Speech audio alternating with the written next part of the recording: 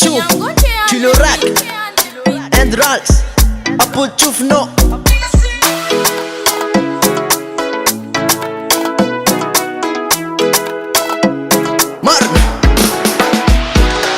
Elan niara tsika roa hatramizay, nataotsika roa mety, nataotsika roa milay. Nifankatetsy nifankafotsy nifanary, iaraka ifalysika iaraka ijaly. Ankehitriny kosa taonataona kilalao, efa tsy mba nampanenina fa mbola ity anao. Hatramizay niaraka tsy nisy nialangalana, nefa ankehitriny fa nisapana ny lalane. Lay fitiavako anao iny mbola tsy niove, fa niraikitra-po ary tsy mety ho rave. Hatramizay niaraka tsy mba nolavinao, nifindrisy anefa nataonao kilalao.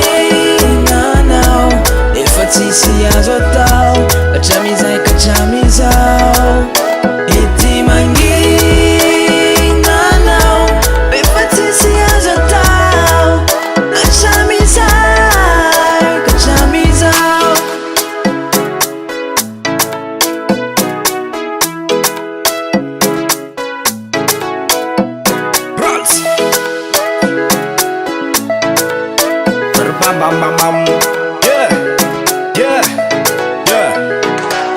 Tantaratako ianao i manambady, niezaky ny tia tsinjeny ty aorina. Nahita nietiteta velaka paponipaniky, olay fetsika ao mapatipaty mavarina. Tamin'ny fahazazana matsetsy nevitsay ity, tsy nanapoa ty aorina mety ara-dalana. Zao lehibe ihanyky efa ntsiry life ty, kanjo voatafaraka ny sampana ny lalana. Ka tiako tsapanao hoe za ndraiky katapela, manimanandro sangisangytsika fazavela. Miangavy raha tsy netiny nataoko mba valony, tsy haiko ny anaty manao. Faneo akaikinao ny anao hitako ny amaminy, sosany lozanao dotranondona-pahoriny. Nano mangatahako aminao za hazarina, sady neo anilanao ny azazako falinanene. Nanao efa tsisy azo atao, hatramizay ka hatramizao. Ety manginanao efa tsisy azo atao, hatramizay ka hatramizao.